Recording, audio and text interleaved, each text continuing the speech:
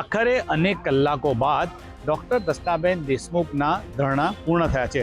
હાલમાં આપણે ધરણા સ્થળ પર છે. તમે તસવીરમાં જોઈ શકો છો કે ગાંધીજીની પ્રતિમા જે છે રાજપીપળા ખાતે, ત્યાં આગળ ડૉક્ટર દર્શનાબેન દેશમુખ ધરણા પર બેઠા હતા, પરંતુ તેમના ધરણા આખરે પૂર્ણ થયા છે. ત્યારે ધરણા પૂર્ણ થયા બાદ તમે તસવીરમાં જોઈ શકો છો કે અહીંયાથી જે સમર્થકો છે એ સમર્થકો ધીરે ધીરે જઈ રહ્યા છે. ભરૂચના સાંસદ મનસુખભાઈ વસાવા પણ અહીંયા આવ્યા હતા. દર્શનાબેન દેશમુખ અહીંયાથી હવે જે અહીંયાથી જઈ રહ્યા છે, તેઓને ભારતીય જનતા પાર્ટીના જે પ્રદેશના નેતા છે પ્રશાંત કોરાટે વાતચીત કરી છે ને તેમની જે વાત છે એ વાત પ્રદેશ કક્ષા સુધી સાંભળવામાં આવશે અને ત્યારબાદ તેઓ નિર્ણય કરશે. એટલે કે હાલમાં ડૉક્ટર દર્શનાબેન દેશમુખે પોતાના ધરણા પૂર્ણ કર્યા છે. સતત 40 ડિગ્રી તાપમાં સવારે 11 વાગ્યાથી આ ધરણા જ્યારે ગાંધીજીના સ્ટેચ્યુ પર શરૂ કરવામાં આવ્યા હતા ત્યારથી લઈને અત્યાર સુધીમાં અનેક લોકોએ ખૂબ જ સાથ સહકાર આપ્યો છે. ભૂખ્યા તરસ્યા બધા જ લોકો અહીંયા અમારી સાથે રહ્યા. ત્યારે ભારતીય જનતા પાર્ટીના સંગઠનના મહામંત્રી શ્રી પ્રશાંતભાઈ કોરાટજી, કે જેઓ દક્ષિણ ગુજરાતના પ્રભારી શ્રી છે, એમના દ્વારા ફોન કરવામાં આવ્યો. માન્ય મનસુખભાઈ વસાવા, હું, ઘનશ્યામભાઈ પટેલ અને મોતીભાઈ વસાવા આ બધાની સાથે રહીને ચર્ચા વિચારણા કરતા એમણે અમને એક બાંહેધરી આપી અને એક સાંત્વના આપ્યું છે કે નેક્સ્ટ વીકમાં અમે તમને સાંભળવા માટે બોલાવી લઈશું. તમારી પાસે જે વિગતો છે એ તમે અમને રજૂ કરજો, જેથી કરીને જે પણ કંઈક નિર્ણય કરવાનો હોય એ નિર્ણય કરવામાં સરળતા રહે. અને એમણે જે બાંહેધરી આપી એ આધાર ઉપર એક ભારતીય જનતા પાર્ટીના કાર્યકર્તા તરીકે મેં એમની એ વાત સ્વીકારી છે અને આ જે ધરણાનો કાર્યક્રમ અત્યાર સુધી જે ચાલ્યો એને અમે આજના દિવસ પૂરતો પૂર્ણ કર્યો છે.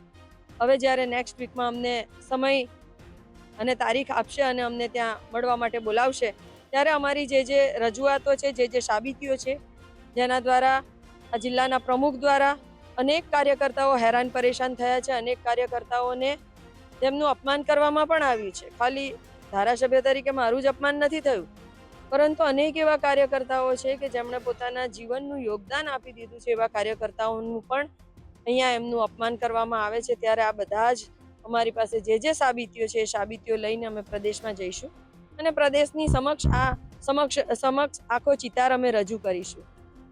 અને એના પછી ભારતીય જનતા પાર્ટીને જે નિર્ણય યોગ્ય લાગશે એ નિર્ણય કરશે. એટલે આજના દિવસ પૂરતો માન્ય પ્રભારી શ્રી પ્રશાંતભાઈ કોરાટની વાત અને બાંહેધરીને લઈને અમે આજનો કાર્યક્રમ અમે અહીંયા પૂર્ણ જાહેર કર્યો છે. અને આવનારા દિવસોમાં પછીથી અમે જે પણ કોઈ કાર્યક્રમ આપીશું એ અમે ત્યાંની મુલાકાત પછી અમે નક્કી કરીશું. વાત કરી કે નર્મદા જિલ્લાની જે રાજનીતિ છે એ રાજનીતિ ગુજરાત રાજ્યમાં ખૂબ ચર્ચામાં હોય છે. આજે પણ જોવા મળ્યું કે ધોમધકતા તાપની અંદર ડૉક્ટર દર્શનાબેન દેશમુખ ધારાસભ્ય છે ધરણા પર બેઠા હતા અને ત્યારબાદ રાત્રિ થઈ છે. રાત્રિ દરમિયાન તેમના ધરણા પૂર્ણ થયા છે. પરંતુ લાગી રહ્યું છે કે નર્મદા જિલ્લાની જે રાજનીતિ છે અને ખાસ કરીને ભારતીય જનતા પાર્ટીની જે અંદરની જે રાજનીતિ છે એનો આજે ચરમસીમાએ એના દ્રશ્યો જોવા મળ્યા હતા. કારણ કે ભાજપના જે અંદરના ડખા છે જે આજે રસ્તા પર જોવા મળ્યા હતા, પરંતુ આખરે સમગ્ર મામલે ભારતીય જનતા પાર્ટીના પ્રદેશ કક્ષાએથી જે નિર્ણય લેવામાં આવ્યો કે પ્રદેશના અને દક્ષિણ ઝોનના જે પ્રભારી છે પ્રશાંત કોરાટે નર્મદા જિલ્લાના આગેવાનો સાથે વાતચીત કરીને ધારાસભ્યની જે રજૂઆત છે એ રજૂઆત તેઓ માટે તેમને 2-4 દિવસમાં સમય આપવામાં આવશે અને ત્યાં ધારાસભ્ય પોતાની રજૂઆત કરશે. એટલે કે એ રજૂઆત બાદ ધારાસભ્યએ અત્યારે ધરણા ખતમ કર્યા છે. પરંતુ વિધાનસભાની ચૂંટણીને હવે 1.5 વર્ષ જેટલો સમયગાળો બાકી છે ને ભારતીય જનતા પાર્ટી માટે નર્મદા જિલ્લાની વાત કરીએ તો નર્મદા જિલ્લામાં આમ આદમી પાર્ટી મોટી ટક્કર આપી રહી છે. કારણ કે નર્મદા જિલ્લામાં જિલ્લા પંચાયત આમ આદમી પાર્ટીની છે ને આમ આદમી પાર્ટીએ તાલુકા પંચાયત પણ જીતી છે. ત્યારે વિધાનસભાની જે ચૂંટણી છે એમાં ભારતીય જનતા પાર્ટી માટે આ વખતની વિધાનસભાની ચૂંટણી કેવી રહેશે તે તો જોવાનું રહેશે. પરંતુ અત્યારે તો એવું લાગી રહ્યું છે કે ભારતીય જનતા પાર્ટીની અંદર જે અંદરના જે ડખા હતા જેને સમાધાન કરવાનો જે પ્રયાસ થયો હતો ને આજે ધારાસભ્ય ધરણા પૂર્ણ કર્યા છે ને જિલ્લાના સંગઠનના નેતાઓએ તેમને મનાવ્યા છે. ત્યારે જોવાનું રહેશે કે આગામી દિવસમાં નર્મદા જિલ્લાના તમામ ભાજપના નેતાઓ એક જગ્યાએ જોવા મળશે કે નહીં, કે પછી આ જ પ્રકારે એકબીજા પર જે આક્ષેપ પ્રત્યાક્ષેપ છે જે જોવા મળશે તે જોવાનું રહેશે. નરેન્દ્ર પેપરવાલા, ગુજરાત તક, નર્મદા.